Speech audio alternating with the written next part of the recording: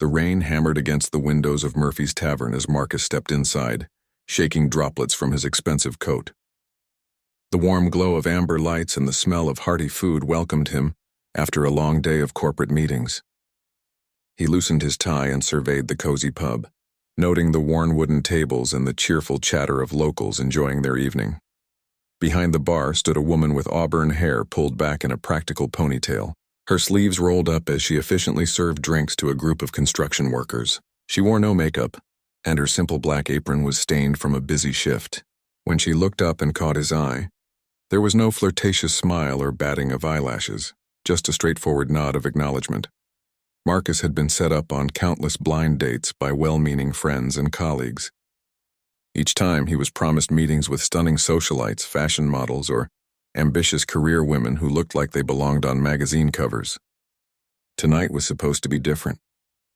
His business partner had assured him that he'd arranged for him to meet an absolutely gorgeous woman at this very pub. As he approached the bar, the woman behind it wiped her hands on a towel and asked in a no-nonsense tone, "What can I get you?"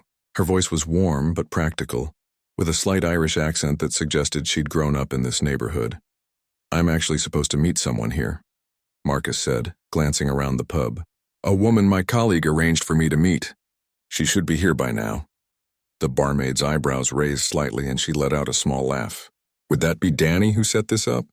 Tall guy, always talking about his big-shot business partner?" Marcus nodded, suddenly feeling a sinking sensation in his stomach as realization began to dawn. "Well then," the woman said, extending a slightly damp hand across the bar, "I'm Sarah O'Connor, and I'm afraid I'm not the stunning woman you were expecting." Her tone was matter-of-fact, with just a hint of amusement dancing in her green eyes. For a moment, Marcus stood frozen, processing this information. This wasn't what he had expected at all. Sarah wasn't polished or glamorous. Her hands showed the calluses of honest work, and there were small scars on her knuckles that spoke of a life lived without pretense. She was real in a way that felt completely foreign to his usual dating experiences. But as he looked at her, really looked at her, something unexpected happened. The way she held herself with quiet confidence, the genuine warmth in her smile despite his obvious surprise, and the direct way she met his gaze without trying to impress him, struck him as remarkably refreshing. A slow grin spread across Marcus's face as he took her offered hand. "You know what, Sarah? You're exactly what I desire."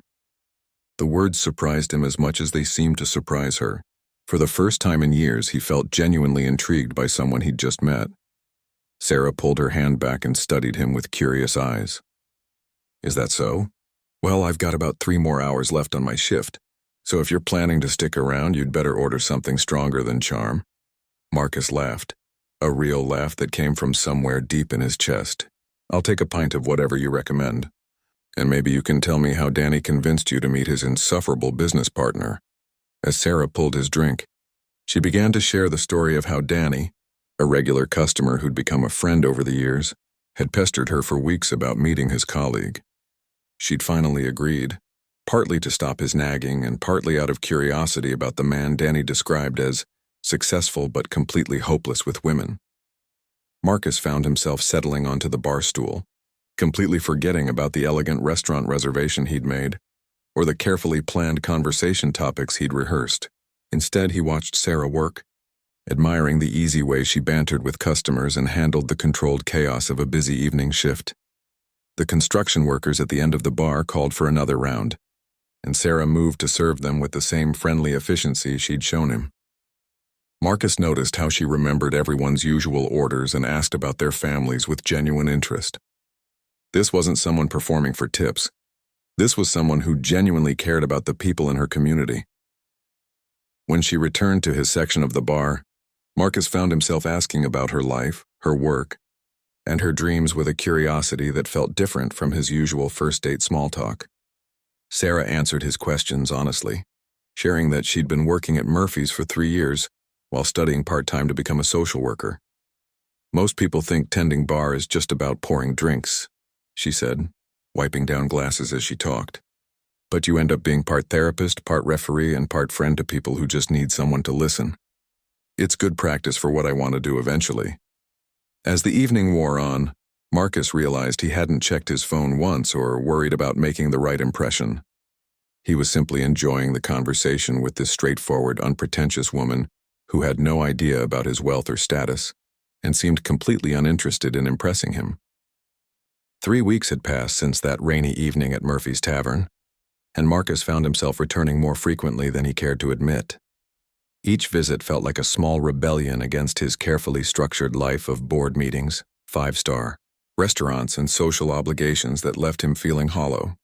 Sarah had established clear boundaries from the beginning. She would chat with him during slower moments, but she never let their conversations interfere with her work. She treated him exactly like any other customer.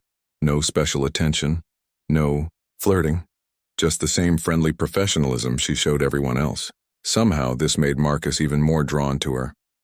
On this particular Thursday evening, the tavern was unusually quiet. A late-season snowstorm had kept most of the regulars at home, leaving only a few die-hard locals nursing their drinks by the fireplace. Marcus sat at his usual spot at the bar, watching Sarah organize inventory behind the counter. "You know," Sarah said without looking up from her clipboard, "most people who come in here 3 times a week actually live in the neighborhood. What's your excuse?" Marcus smiled at her directness.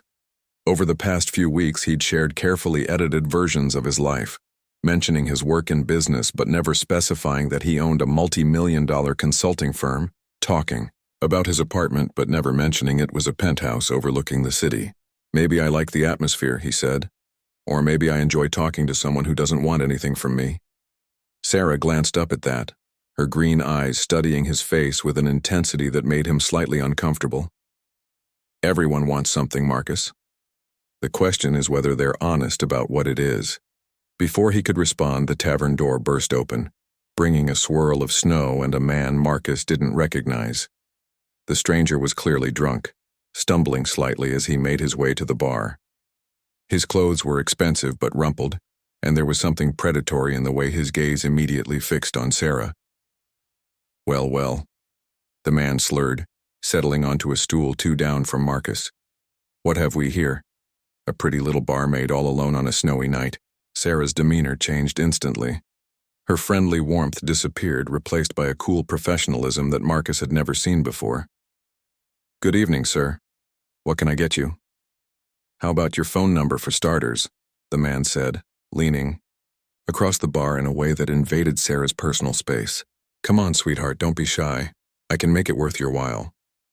"I'll need to see some identification if you want to order alcohol," Sarah replied evenly, stepping back slightly.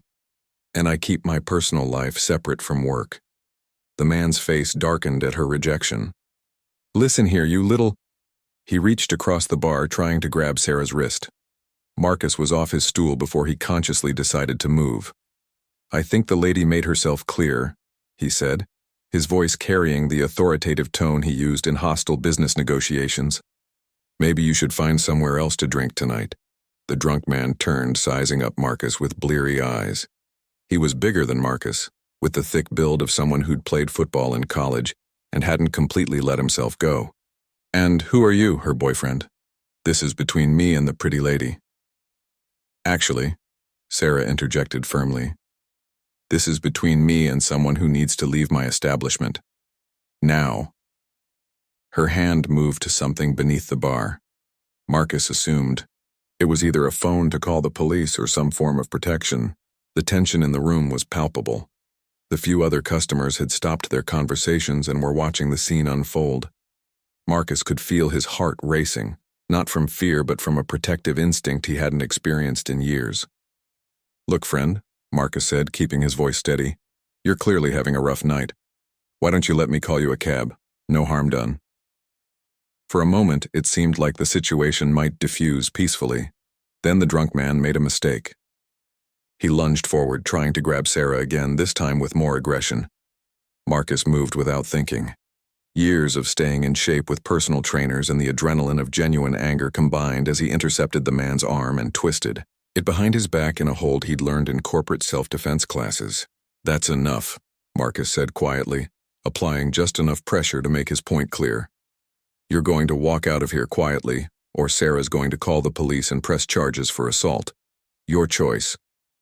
The drunk man struggled for a moment, then seemed to realize he was outmatched. Fine, he muttered.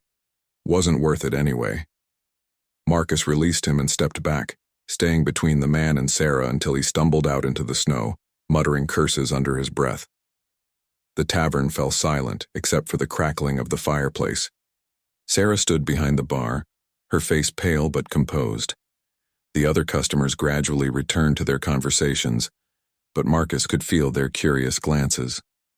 "Thank you," Sarah said quietly, her voice steady despite what had just happened. "You didn't have to do that." "Yes, I did," Marcus replied, settling back onto his stool. His hands were shaking slightly from the adrenaline, and he clasped them together to hide it. Sarah poured him a whiskey without being asked, then poured one for herself, something Marcus had never seen her do during working hours.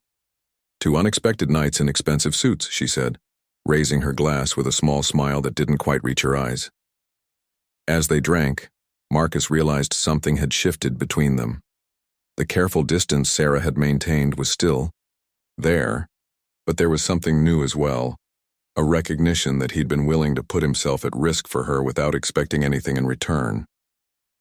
The incident at the tavern had changed something fundamental between Marcus and Sarah, though neither spoke about it directly. In the days that followed, Sarah began staying a few minutes after her shift ended to talk with Marcus when the bar was closing. These conversations were different from their earlier exchanges, deeper, more personal, touched with a vulnerability that hadn't been there before. It was during one of these late evening talks that Sarah's phone rang. She glanced at the caller ID and her face immediately tensed. "I need to take this," she said, stepping away from the bar. Marcus couldn't hear the details of the conversation, but he could see Sarah's body language growing more distressed with each passing moment. When she hung up, her hands were trembling. "Everything okay?" Marcus asked gently. Sarah took a deep breath, clearly debating whether to share what was troubling her. Finally, she spoke. "That was my brother Tommy. He's in trouble again." She sat down heavily on the stool across from Marcus. "He's got himself mixed up with some dangerous people. Owes money he doesn't have. They're threatening him, and now they're threatening me." The story that emerged painted a picture of a family Marcus had never imagined. Sarah's younger brother had struggled with addiction for years, cycling through rehab programs and relapses. Their parents had died in a car accident when Sarah was 19 and Tommy was 16, leaving her to essentially raise him while working multiple jobs to keep them both afloat. "I thought he was clean this time," Sarah said, her voice breaking slightly. "He's been sober for 8 months, had a job at a construction company, but apparently he borrowed money from loan sharks to help a friend, and when the friend disappeared, Tommy was left holding the debt." Marcus felt something cold settle in his stomach. "How much does he owe?" $15,000, Sarah laughed bitterly. "Might as well be 15 million for people like us. I've got maybe 3,000 in savings, and that's after working 2 jobs for the past 3 years. The number hit Marcus like a physical blow. $15,000 was what he spent on a weekend trip without thinking twice. It was less than he'd paid for his watch. But for Sarah, it represented an insurmountable mountain of debt that could destroy her family. "When do they want the money?" he asked. 2 weeks. Sarah buried her face in her hands. Tommy's scared, really scared. "These aren't the kind of people who just break your legs and call it even. They've already made it clear that if he can't pay, they'll come after me to make up the difference." Marcus's mind was racing. Every instinct told him to offer to pay the debt immediately, to solve Sarah's problem with a simple bank transfer that would barely register in his accounts. But he also knew that Sarah would never accept such an offer from him. Her pride and independence were part of what drew him to her, and crushing that would destroy whatever was growing between them. "There has to be something we can do," he said carefully. Sarah looked up at him with eyes that were bright with unshed tears. "We? Marcus, this isn't your problem. You're a customer who comes in for drinks and conversation. I shouldn't have even told you about it." "Maybe I'm more than just a customer," Marcus said quietly. The words hung in the air between them. Sarah studied his face, searching for something he wasn't sure he knew how to give her. "Who are you really?" she asked suddenly. "And don't give me another vague answer about being in business. Your clothes cost more than I make in a month. You never seem to worry about money, and you carry yourself like someone who's used to getting what he wants. So who are you, Marcus?" The moment of truth had arrived sooner than Marcus had expected. He could continue the careful deception he'd maintained, or he could trust Sarah with the truth about his wealth and status. But looking at her now, vulnerable and frightened for her brother's safety, the choice seemed clear. "My full name is Marcus Wellington," he said. "I own Wellington Consulting Group. We handle mergers and acquisitions for Fortune 500 companies. I'm worth about $40 million, give or take a few million, depending on how the stock market's doing." Sarah stared at him for a long moment, her expression unreadable. $40 million, she repeated slowly. "Yes. And you've been coming to this neighborhood pub pretending to be just some guy who likes the atmosphere?" Marcus winced at the accusation in her tone. "I wasn't pretending to be someone else. I was just being myself without the complications that usually come with money." Sarah stood up abruptly, beginning to pace behind the bar. "Complications? Is that what I am to you? Some kind of entertainment from the real world?" "No," Marcus said firmly. "Sarah, you're the most real thing that's happened to me in years. The money doesn't matter when I'm here with you." "The money always matters," Sarah shot back. "Easy to say it doesn't when you have so much of it that $15,000 is pocket change." The accusation stung because it was partially true. Marcus had been living in a bubble of privilege for so long that he'd forgotten how financial stress could consume someone's entire existence. "You're right," he admitted. "I can't understand what it's like to worry about money the way you do. But I understand what it's like to worry about someone you care about. And I care about you, Sarah. More than I've cared about anyone in a very long time." Sarah stopped pacing and looked at him. "If you care about me, then you'll understand why I can't accept your help with this. I won't be someone's charity case even if that someone has feelings for me." The pride in her voice was unmistakable. And Marcus realized he was standing at a crossroads that would determine not just their relationship, but the kind of man he wanted to be. Marcus spent 3 sleepless nights wrestling with Sarah's refusal to accept his help. He understood her pride, but watching someone he cared about suffer when he had the power to solve their problem felt like torture. On the 4th morning, inspiration struck during his regular coffee with Danny, the friend who had originally set them up. "You look terrible," Danny observed, stirring sugar into his espresso. "This thing with Sarah really has you twisted up, doesn't it?" Marcus had confided the basic situation to Danny, though he'd left out the details about the loan sharks and Tommy's troubles. "She's too proud to let me help her financially, but there has to be another way." Danny leaned back in his chair, a thoughtful expression crossing his weathered face. "You know, my construction company's been looking for good people. Winter's ending, and we've got 3 big projects starting up in the spring. If her brother's got experience and he's clean now, I could probably find him steady work. Good pay too. Union wages." The idea hit Marcus like lightning. What kind of pay are we talking about? For someone with experience? Probably $800 to $1,000 a week, depending on the job. It's honest work, and if he's reliable, there's room for advancement. Marcus's mind began racing with possibilities. $1,000 a week would give Tommy legitimate income and a pathway to earning the money he needed. But more importantly, it would give him dignity and purpose, things that simply handing over $15,000 never could. "There's something else," Marcus said slowly. "What if someone wanted to invest in your company, help you expand, take on bigger projects?" Danny's eyebrows shot up. "That's interesting timing. I've been thinking about bidding on some larger commercial projects, but I'd need more equipment and a bigger crew." "Why?" "What if you had a silent partner who could provide the capital for expansion, and in return, that partner could occasionally suggest qualified workers for hire?" Understanding dawned in Danny's eyes. "You're talking about creating legitimate jobs for people who need them." "Exactly. And maybe this partner could also arrange for some of those commercial projects to come your way. I know a lot of property developers who are always looking for reliable contractors." 2 days later, Marcus sat in Murphy's Tavern waiting for Sarah to finish her shift. He'd asked her to stay after closing because he had a proposition for her. She'd agreed, though her demeanor had been cool since learning about his wealth. When the last customer left and Sarah locked the door, she turned to face him with her arms crossed. "All right, what's this about? And please don't tell me you figured out some way to give me money without calling it charity." "Actually," Marcus said, "I figured out a way to help Tommy earn the money he needs." Sarah's defensive posture softened slightly. "I'm listening."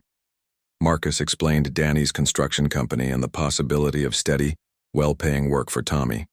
He was careful to present it as a legitimate opportunity, not a favor, emphasizing Tommy's existing construction experience and the company's genuine need for workers.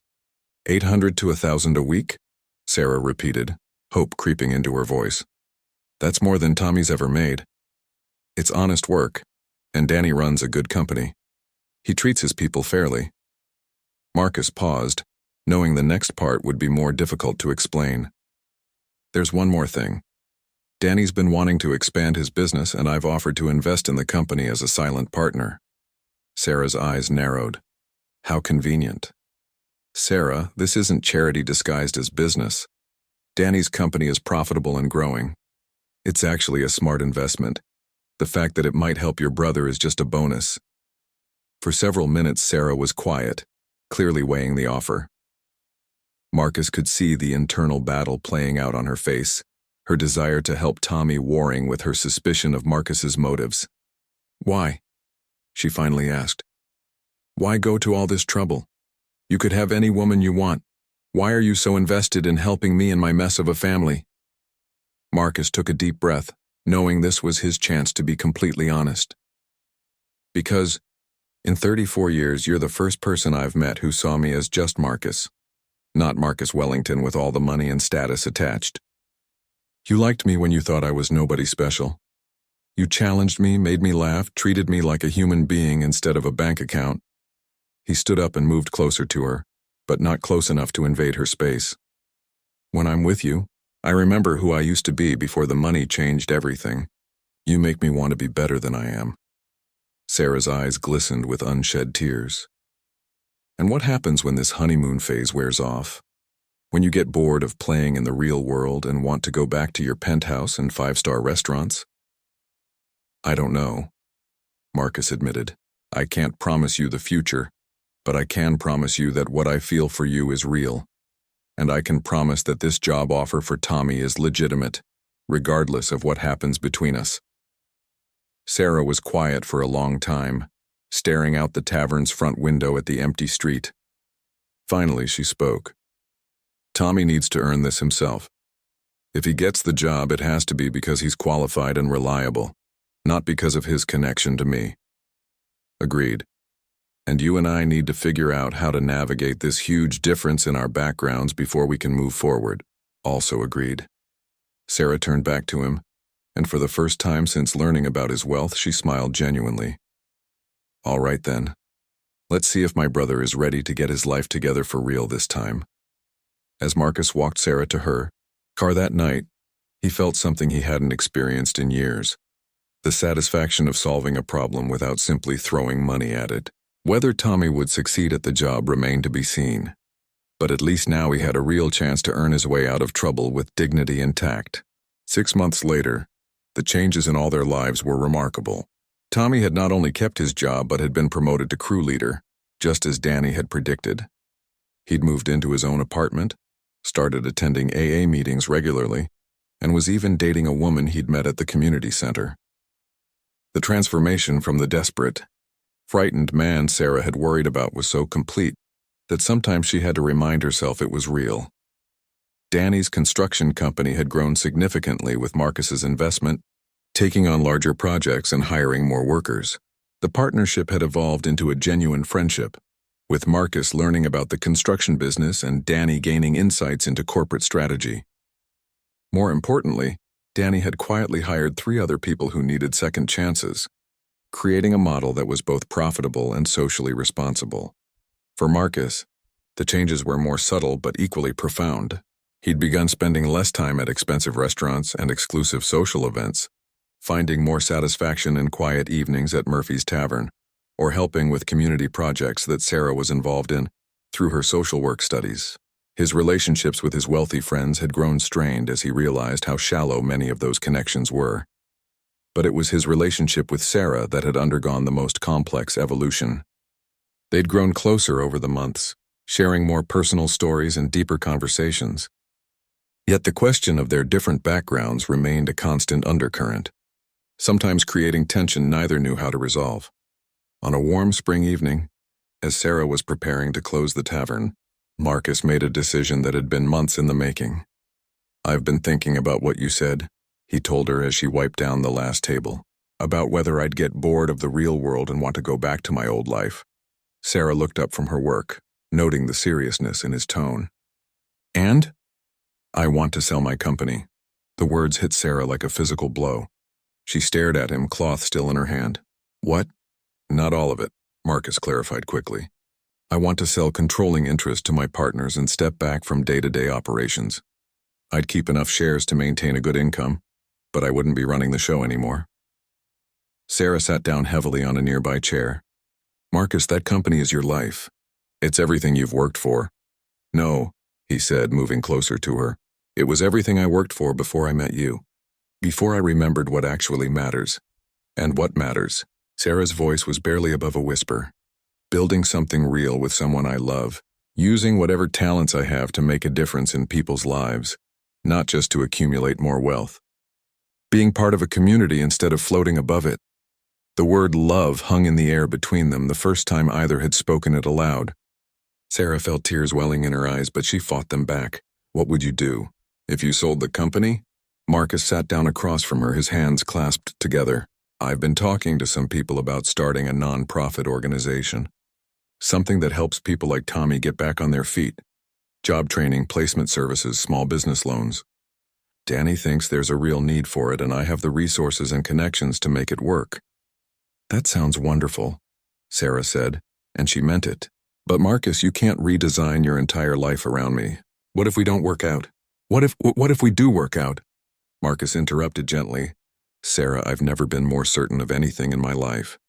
I love you, not because you're a project or because you're different from other women I've dated, but because you're exactly who you are. You're kind and strong and real in ways that have nothing to do with money or status." Sarah stood up and walked to the window, looking out at the street where her neighbors lived their ordinary, complicated lives. "I love you too," she said quietly. "That's what scares me. I love you enough to worry that I'm holding you back from the life you're supposed to have." Marcus joined her at the window, standing close enough that she could feel his warmth. "The life I'm supposed to have is the one I choose. And I choose you, Sarah. I choose this community, this work that matters, this chance to be the man I always wanted to be, but never had the courage to become." Sarah turned to face him, studying his face in the dim light from the street lamps. "If you sell your company and start this nonprofit, and if we build a life together, there's no going back. You can't undo that kind of change." "I don't want to go back," Marcus said firmly. "I want to go forward. With you." For a long moment they stood looking at each other, both understanding that this conversation was changing everything between them. Finally, Sarah smiled, the first completely unguarded smile she'd given him since learning about his wealth. "All right then," she said, echoing the words she'd spoken months ago when agreeing to let Tommy try for the construction job. "Let's see what we can build together." Marcus pulled her into his arms, and as they kissed in the quiet tavern surrounded by the traces of the community that had brought them together, both felt the certainty that they were choosing something real and lasting. It wouldn't be easy. Bridging their different backgrounds would require constant communication and compromise.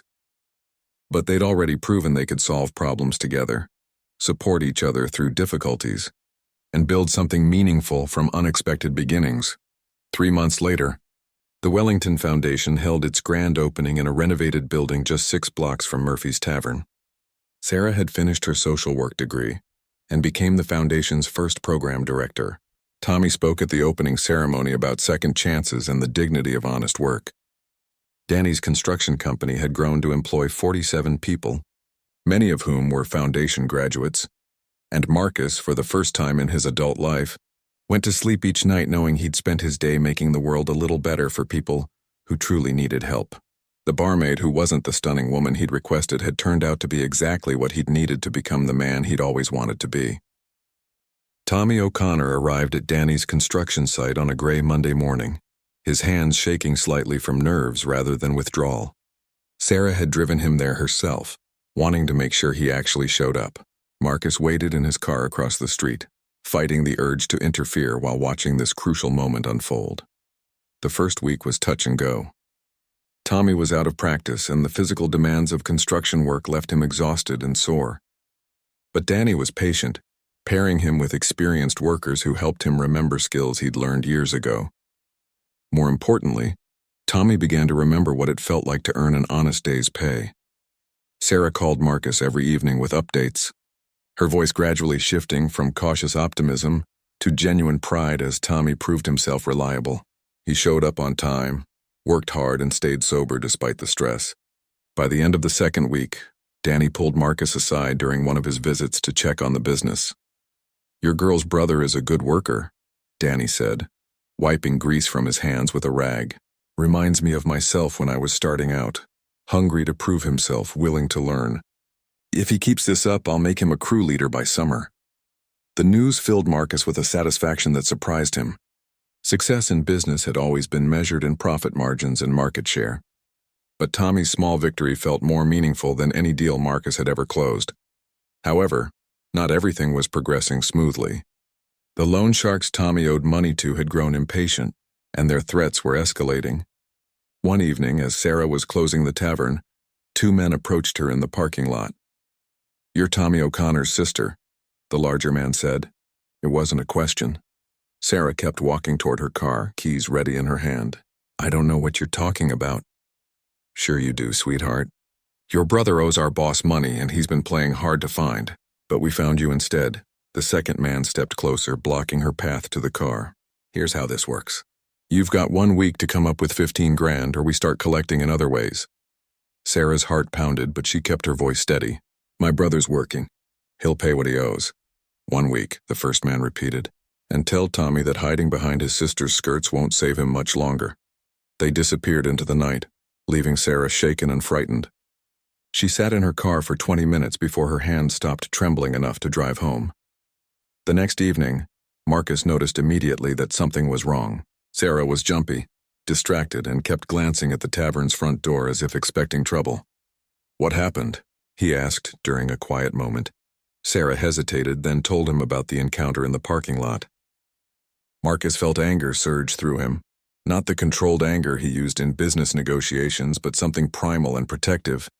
"Did you call the police?" "And tell them what? That some men had a conversation with me in a parking lot? They didn't touch me or directly threaten violence. It's my word against theirs." Marcus pulled out his phone. "I'm calling my security company. You need protection." "No."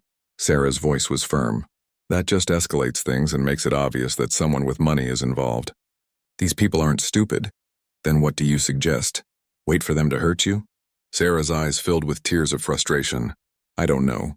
Tommy's trying so hard, working every day, putting every penny toward paying back this debt. But at this rate, it'll take him months to earn $15,000, and we don't have months." That night, Marcus lay awake calculating options. Tommy was earning about $4,000 a month after taxes. Good money, but not enough to pay off a $15,000 debt in 1 week. Even with overtime and bonuses, the math didn't work. The solution, when it came to him, was elegantly simple. The next morning, Marcus called Danny with a proposition. "I want to offer Tommy a signing bonus," Marcus said. $15,000 for committing to work for your company for the next 2 years. Danny was quiet for a moment. "That's a lot of money for a signing bonus." "It's an investment in a good worker and a way to ensure he doesn't get poached by competitors.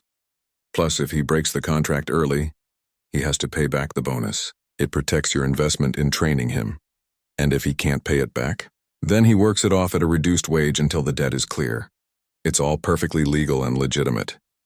Danny understood what Marcus was really doing, but he also recognized that the arrangement would benefit his company regardless of the underlying motivations. All right, but Tommy has to agree to it himself. And he has to understand that this comes with real obligations. That afternoon, Danny called Tommy into his office and explained the offer. Tommy listened carefully, his face cycling through surprise, suspicion, and hope. "Why would you offer me this?" Tommy asked. "I've only been here 2 weeks. "Because you're reliable, you work hard, and I think you have potential for leadership," Danny replied honestly. "But I'll be straight with you, if you take this money and disappear, or if you start using again and can't do the job, it'll come back to bite you hard." Tommy was quiet for a long time, staring at the contract Danny had placed in front of him. Finally, he looked up. "This is because of Sarah and that guy Marcus, isn't it?" Danny met his gaze steadily. Does it matter? The job is real, the money is real, and the opportunity is real. What you do with it is up to you. Tommy signed the contract that evening. The next day, he walked into the loan shark's office and paid his debt in full, presenting the money as wages from his new job. The men who had threatened Sarah took their payment and disappeared, leaving the O'Connor siblings free to rebuild their lives.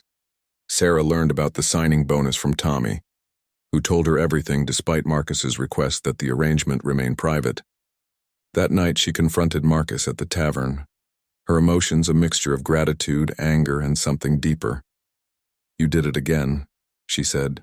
"Found a way to solve our problem without making it obvious charity." "It wasn't charity," Marcus insisted. "It was a legitimate business arrangement that benefits everyone involved." Sarah studied his face, searching for something. "You're not going to stop, are you? Finding ways to help, to fix things, to make life easier. Would you want me to stop caring about what happens to you and Tommy?" The question hung between them, loaded with implications neither was quite ready to address directly.